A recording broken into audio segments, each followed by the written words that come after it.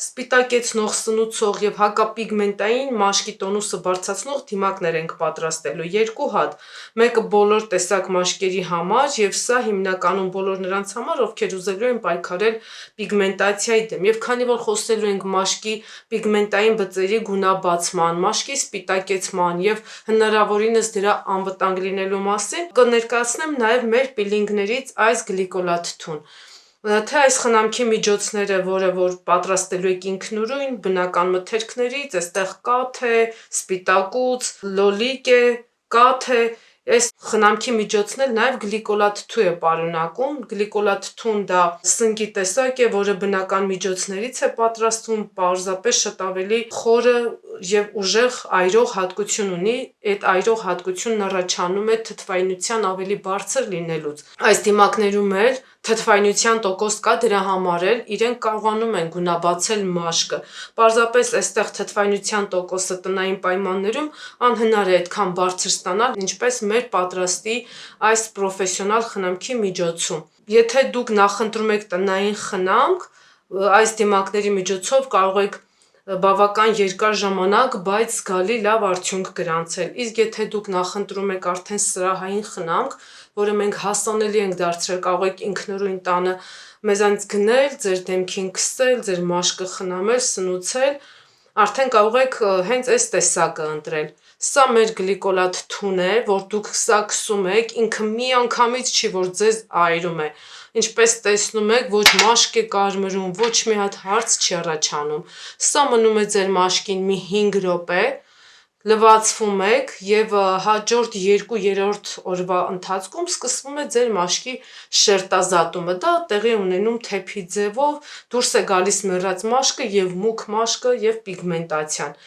Իսկ եթե դուք նախընտրում եք արդեն այս մյուս խնամքի միջոցները, սրանք սիրուն ինքնուրույն տանը ձեզ համար պատրաստում եք և արդեն տեսանյութում ես մանրամասն ներկայացնում եմ, որը ինչպես կարող եք քսել և որը ինչպես կարող եք օգտագործել։ Հիմա անցնենք մեր միջոցների պատրաստմանը։ Մաշկի դիմադրողականությունն ու տոնուսը բարձրացնող դիմակ ենք պատրաստելու։ Դուք գիտեք, երբ որ մաշկի տոնուսն ընկնում է, այսինքն ձիգ մաշկը սկսում է թուլանալ, սկսում են առաջանալ մաշկային բոլոր խնդիրները, առաջին հերթին կնճիռները։ Հիմա մեր այսօրվա դիմակի համար, սկզբի համար մեզ անհրաժեշտ է ձվի սպիտակուց։ Ես արդեն նախօրոք եմ առանձնացրել և հիմա այն պարզապես վերածելու եմ բեզեի։ Բայց ուզում եմ հիշեցնել, որ դուք մեր շոկոլադվումնի էջում եք, ոչ թե խոհանոցի։ Պարզապես մեր դիմակները հենց այսպիսի խոհանոցային տեսք էլ ունեն։ Հիմա ծփեմ, հետո նոր արդեն կբացատրեմ մյուս քայլերն ինչ ենք անելու։ A few moments later.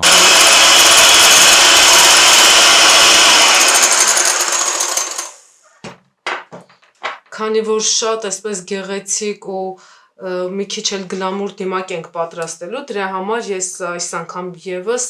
ավելացնում եմ վարդի յուղ։ Այս վարդի յուղը մենք մեր այս տեսանյութերի ընթացքում ենք պատրաստել։ Եթե դուք եւս շատ եք ուզում այս վարդի յուղից պատրաստել, կարող եք տակը կցված վիդեոից նայել, տեսնել, թե ոնց ենք պատրաստել ինքներդ էլ։ Բայց թե չունեք վարդի յուղ եւ ուզում եք պատրաստին ունենալ, կարող եք արդեն դեղատներից վերցնել, մենք այս վարդի յուղից չենք վաճառում։ Բայց քանի որ ինքը շատ սնուցող է եւ շատ լավ հաճելի հոտ ունի եւ շատ օգտակար է մաշկի համար, մենք մեր այս դիմակում ավելացնում ենք։ Մի ճաշի գթալը մեզ լրիվ բավական է։ Ծփում ենք։ 10 seconds later. Զգում եք, չէ՞, ինչ հետաքրքիր դիմակ է ստացվում եւ ինչի է վերածվելու մեր դիմակը։ Ուզում եմ մի ճաշի գթալի չափ կաթ։ Այս դիմակում արդեն դուք կարող եք ավելացնել նաև A եւ E վիտամիններ, եթե ունեք կամ եթե ուզում եք։ Իսկ եթե չեք ուզում, կարող եք չավելացնել։ Ինքը այսպիսով արդեն իսկ շատ հարուստ ու շատ օգտակար դիմակ է եւ մենք ծփել ենք, որ ինքը մաշկին մնալը հեշտ լինի եւ այսպես քսում եք ձեր մաշկին։ Եթե դուք այն մի քիչ ավելի շատ ծփեք, ավելի փրփուր կլինի, ավելի շատ բեզեի նման է լինելու եւ մաշկին մնալը ավելի հեշտ կդառնա։ Ահա, այսպիսի տեսք ունի, դե արդեն տեսնում եք ինչ հաճելի օգտակար եւ միևնույն ժամանակ գեղեցիկ դիմակ է։ Շատ սիրում եմ այդ դիմակ պատրաստելու օրը, որտեվ անմիջապես դրանից հետո մեր այս դիմակները սկսում եմ կրկին անգամ քսել, որտեվ նախորոք արդեն նաև փորձարկել եմ։ Ահա այսպիսին են մեր դիմակները։ Շատ լավ կլինի, որ հիմա դուրս գաք, սկսեք մեր այս դիմակից պատրաստել, գեղեցկանալ եւ գեղեցկացնել ձեր տան անդամներին։ A few minutes later.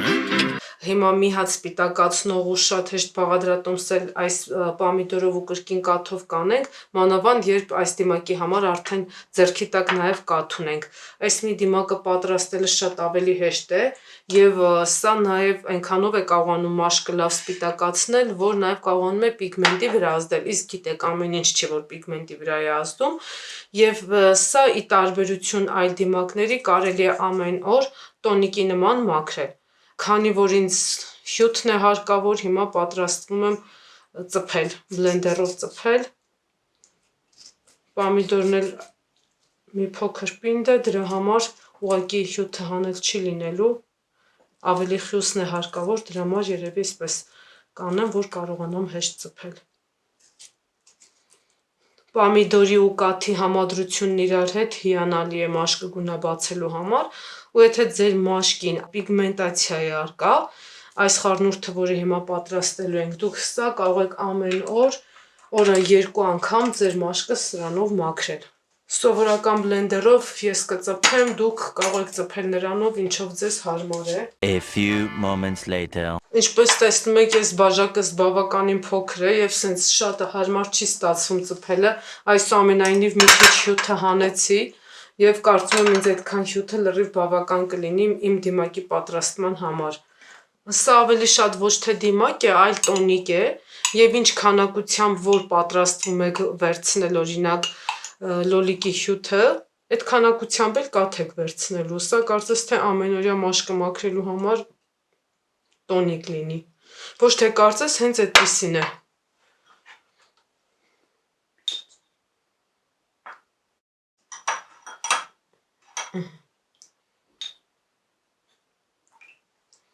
Քանի որ այսպես շատ ջրիկ է, սա կարող եք պատրաստել եւ քանի որ շատ հեշտ է պատրաստելը, կարող եք ամեն օր պատրաստել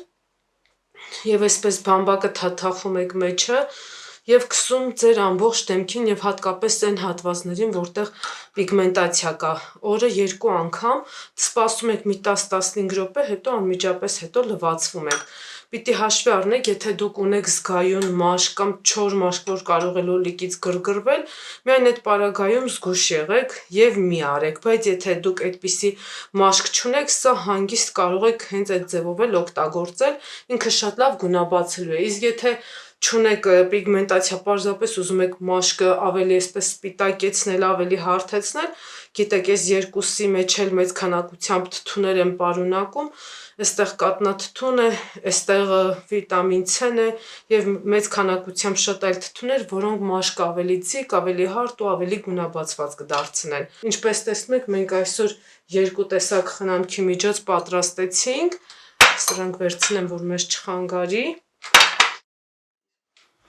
Մեկ այս ձվով դիմակն է, որը բոլոր տեսակ մաշկերին է լինում, ձվով սպիտակացնող դիմակ կաթով եւ մյուսը տոնիկ էլի մաշկը սպիտակացնող, ձգող եւ ավելի հարթ դարձնող։ Եվ անպայման